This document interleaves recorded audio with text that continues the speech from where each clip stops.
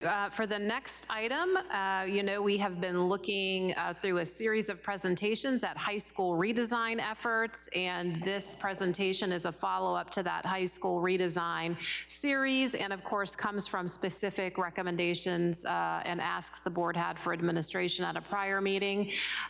So I am going to turn it over to Dr. Farrell and Liz Parker.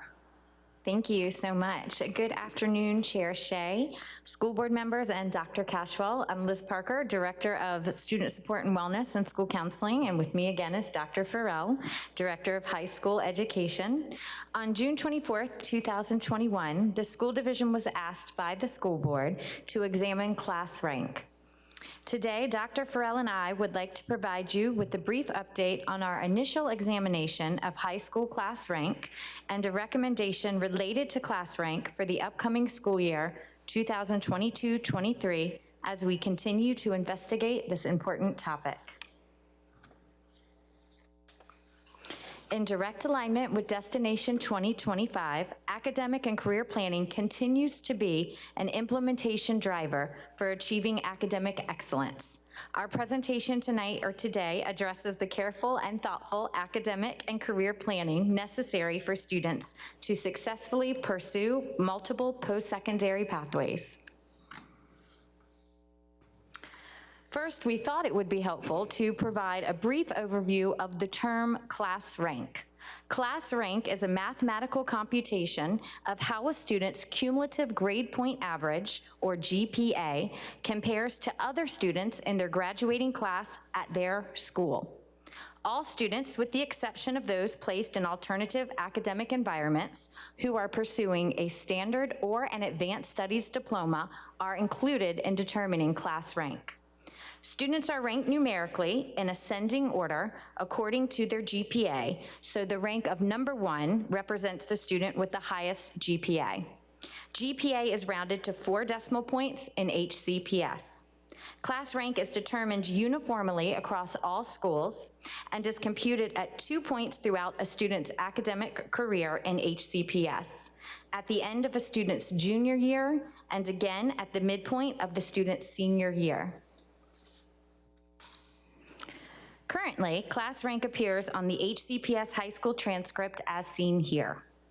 The transcript is the only student record that lists class rank, and transcripts are uploaded to Parchment Transcript Services at different points throughout the school year, where students can securely request transcripts be sent electronically to various destinations with parent-guardian permission, including colleges, universities, employers, apprenticeship programs, etc.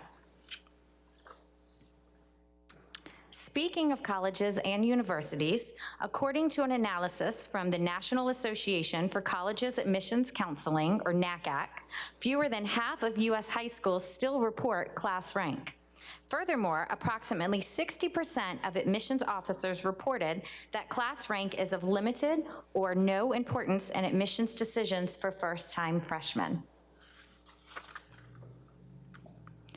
Similarly, listed here you see the top 20 colleges and universities attended by HCPS students directly out of high school. Of these 20 schools, 0% require class rank for admissions determinations. Instead, many cite a holistic review process that includes GPA weighted and or unweighted, rigor of coursework completed, student activities, recommendation letters, and essays. Inclusion of standardized test scores and admissions determinations continue to fluctuate as a result of schools adopting test optional and test blind practices once again during the current admissions cycle. And now Dr. Farrell will share some additional research regarding like school divisions, as well as make a recommendation for the 2022-2023 school year. Thank you, Mrs. Parker. Additionally, a poll of 131 school divisions across the Commonwealth of Virginia showed that of the 101 school divisions that responded, approximately 20% of them do not report class rank. Against this background, we have one recommendation for the board at this time. Beginning with next year's graduating class, the class of 2023, we recommend providing the option for students to opt out of having their class rank appear on their high school transcript, similarly to how we currently provide students with the opportunity to opt out of having their SAT or ACT scores appear on their high school transcript. Under this option, all students would still be included in class rank. However, those who do not want or need to report their class rank on their transcript will have the option to opt out of having it appear. To implement this recommendation, parents or guardians of students in the graduating class of 2023 and beyond would have the opportunity to complete a request to suppress class rank from appearing on the high school transcript form, along with all back-to-school forms in eCollect in the early fall of each school year.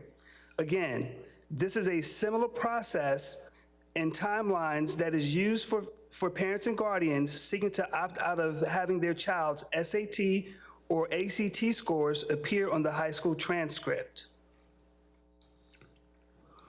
We know that this option would be an important one for our students and families to think through carefully prior to requesting, and our school counseling departments are here to support any students or families considering the submission of a request to suppress their class rank from their high school transcript. Additionally, as a high school redesign team, we will continue to examine options for class rank in HCPS. This concludes our presentation on the examination of high school class rank. At this time, Mrs. Parker and I will be happy to answer any questions the board may have. Thank you, Dr. Farrell and Ms. Parker. All right, board members, let's start with Ms. Ogburn. Do you have any questions or comments? The only comment I have is I appreciate having things aligned and clear. To me, if you give, this is another way to give students choice over what's reported, and I think that kind of covers the basis. So I think this is a great option to present our students. Thank you, Ms. Ogburn. Reverend Cooper. Thank you, Madam Vice Chair. Thank you again, Dr. Farrell and Ms. Parker, for the presentation. Can we quickly go to slide 8? On slide 8, where the recommendation is mentioned to provide the option for students to opt out having class rank appear on the high school transcript, when communicating this change to opt out of having the rank appear on their high school transcript, what will be the message shared with our students and families on the pros or cons of making this decision? I ask that question because I know that families, when they're faced with the same decision of whether to opt their student out of certain tests, they have cited in the past that they didn't feel that they had sufficient information in order to make an informed decision. I can speak to that. We are on the request to opt out form. We are working hard with our high school counseling directors, and will continue to do so, to draft that very carefully so that families have a real clear understanding of potential implications of that, and have some disclaimers on there as well. Before that's disseminated, are we able to see it so we can look at it? Sure. Sure. I don't see why not. Yeah, Yeah, we're happy absolutely. to share that with Yeah. you. Yes, we're very similar, and I know you just had a high school senior come across the stage very proudly, similar to. As you did as well. Yeah, so we're familiar with those forms, and so when it comes to preparing for transcript time, we know that our families at all stages of the game, but particularly thinking of those going into their senior year, making decisions related to things related to their transcript, SATs, ACTs. I know our school counseling teams are ready to answer questions that families or students may have, but we want to make sure our documents are a great resource in helping start that conversation. So we'll certainly provide a draft to that. Sure. Thank you, Dr. Caswell and Ms. Parker. Ms. Parker, could you or Dr. Farrell go back to slide 3, please? So on slide 3, can you help me to get a better understanding of how class rank is reported for a school like mine at Henrico High School? I receive a number of calls and emails from concerned parents and guardians after their awards day and commencement, and it was specifically pertaining to unfairness and their perceived mindset and confusion related to class rank. We have the IB program, the Center for Performing Arts, and the comprehensive school. And just explain, breaking it down for me and those listening, how class rank is determined for a school like Henrico High School, where there are various programs under one school. Sure, I can take this one. All the students in Henrico High School are included in class rank. So yes, students in CFA, the IB program, and also the comprehensive high school. We understand that with the advanced programs, the specialty centers, there's some additional opportunities for students to take, a few more advanced courses than perhaps those in a comprehensive setting. And, we've done some things with our push to provide more access and opportunities to advanced courses, AP, IB, and also dual enrollment, to ensure that all students have opportunities to pursue advanced programming. So to answer your question, all students are included. And I know that, some of what I have heard from parents, and you probably as well, is, why all students who are in advanced programs are included in class rank along with, those who are in comprehensive programs. And the reality is in Henrico, we don't exclude anyone. All students are included in that class ranking process. If I might clarify, you were answering to Henrico High School and then saying Henrico, and what he wants to be clear on, and you said it clearly, I just want to clarify for all listening, every single high school within Henrico County Public Schools, you're looking at the totality of the school. And I think that this is why class rank, you asked us rightfully so to dig into this topic as part of our high school redesign efforts. And while we've expanded opportunities for all students to be, have more opportunity to engage in rigorous courses and AP and things that may have additional weight, what we understand is, as those opportunities grow and expand, there are vast differences.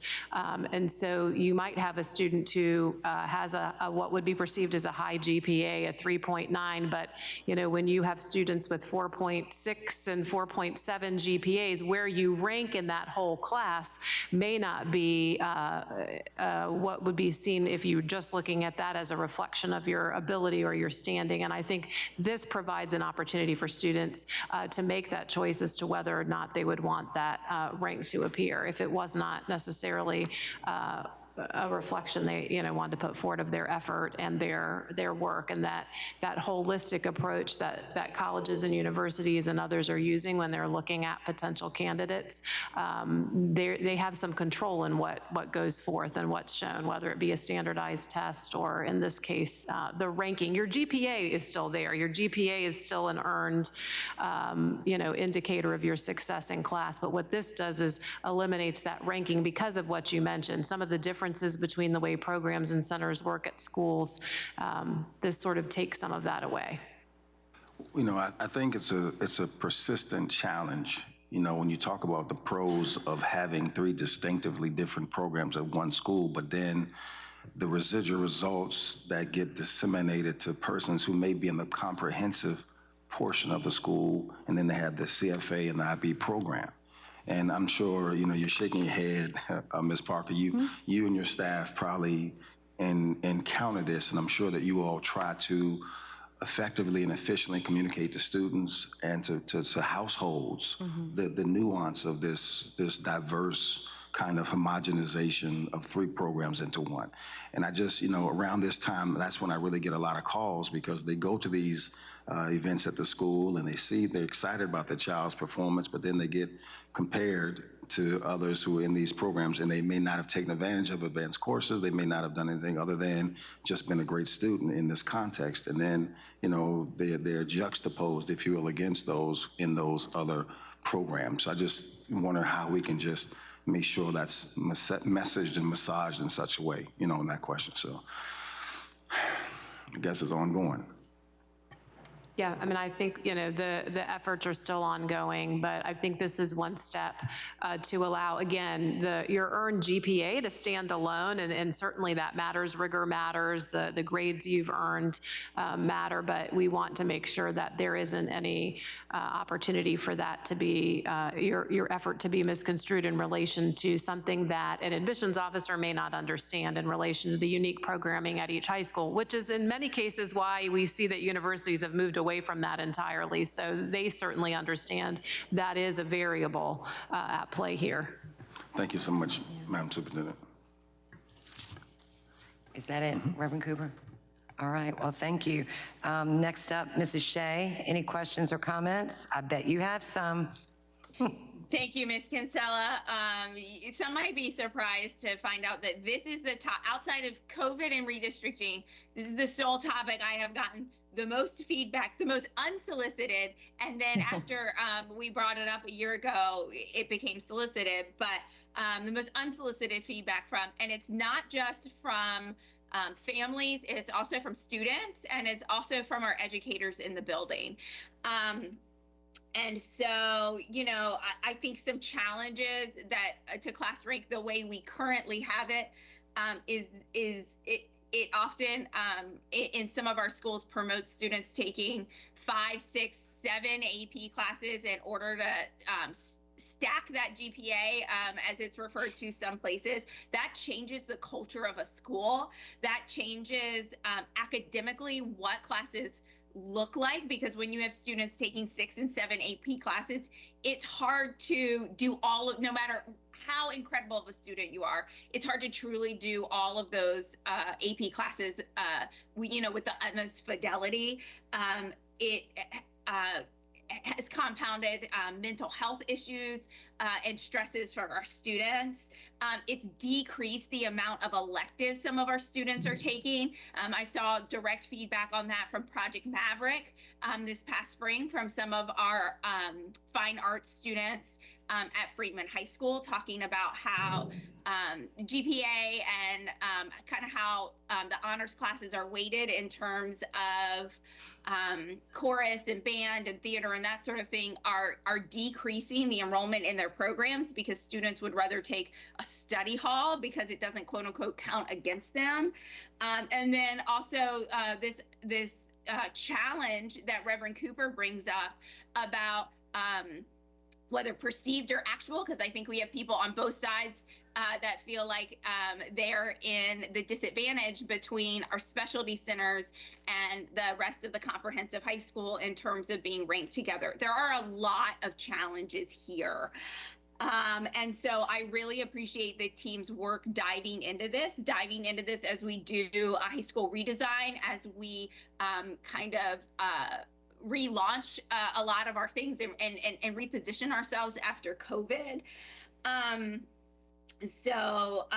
Was there any I guess my first question is, so the way the recommendation is written, it sounds like class rank would still be default, like the default is your class rank is still calculated, and then you could opt out of that. Is that correct? Yes. So the opt-out is for class rank to appear on the transcript. So all students would be included in rank, and the opt-out is specific to that rank appearing on the student's transcript. Was there consideration given to the opposite of that, where the default would be to suppress the class rank and then you could opt into having it included on your transcript? We'll continue to look at that a number of ways. We felt, given our current processes related to SAT, ACT, some of the technological processes that are in place between our transcript process and parchment, that this was the prudent way forward. But, we'll continue to look at that. And, as you mentioned, this would still be that we're calculating that, but that, where students have reported the disadvantage is in the admissions process, where it might potentially negatively reflect upon them inadvertently, where they might be a student with a higher GPA but a lower class rank, given some of the unique programmatic situations we have. So this allows student and parent to be in the driver's seat there. And certainly we would continue to solicit feedback on this and watch the process as we would move forward. Well, and I appreciate that, and I appreciate kind of we're a little bit soft stepping into this, which is quite understandable, particularly as many of our students that are already in high school and towards the upper end of high school, they have chosen their classes over the last handful of years under kind of the working system, and being respectful of the work that they've put into that. As we move forward with this, I would really like to see the overall school culture and climate get more away from the necessity of class rank. And so as we continue to have these conversations on how to, I hope this is enough. It's what I'm just going to frankly say. I hope that having the opt-out is enough to still shift that school climate and that school culture towards something that's more of a healthy balance. And then just one other thing I'll throw out as these conversations continue, because you said this will be continued work, is considering, if a considerable number of students decide to opt out of class rank, perhaps honoring them with like the Latin honor system, which many colleges do with summa cum laude and magna cum laude and cum laude. That doesn't, that's typically a GPA cutoff, and it's not exclusive to a certain number of students, if you will, which could make it more inclusive. And then I'll also just throw out, as you'll have that conversation, looking at perhaps whether we use, if we were to utilize Latin honors, perhaps would weighted or unweighted GPA be used to meet those marks in order to really celebrate the academic accomplishments of a wide range of students. So again, those are just talking points, thoughts beyond the recommendation. I don't want anybody to hear this and think, oh my gosh, they're going off the deep end. But like our policy work, a lot of our work is ongoing work. And I'm hoping that this is the first of many iterations of revisiting this. And then the last tidbit I'll throw out is I said that this was the topic I gotten the most unsolicited feedback on. All of the unsolicited feedback I've gotten, it has so far been in favor of moving away from class rank. So thank you to the team for their work on this and this recommendation. Thank you so much, Chair Shea. Ms. Atkins, any thoughts, questions? I have many. And I am in favor of moving away from class rank. I understand that there are many student experiences that excellent students, extraordinary students, phenomenal students that didn't make that 10 to 15%, and so they didn't get looked at by the elite colleges. And so I think that Reverend Cooper brought up a good point, Mrs. Shea as well, but I just want to be very clear. So if anyone is wondering what are my thoughts about it, I prefer to move away from class ranks and give students the opportunity to choose if they want it or not. And for the reasons I've just stated, thank both of you for not only doing the research and the work, but making the recommendation, because that's a big step in moving forward and making decisions not just based on where we are right now, but looking at colleges and being more futuristic and innovative and decision-making not based on where we are today, but where we see education going. And so very appreciative, and thank you very much for what you've done here today. Thank you, Ms. Atkins. I don't really have anything to add that my colleagues already haven't covered, except for to say that I like it's an opt-out, right? It's the student choice, family choice. So I really appreciate that, and thank you for bringing this forward. I know we've been talking about it behind the scenes for quite some time, so thank you for digging deep on it and being with us today. Thank you. Thank you. Thank you. Dr. Cashwell. All right.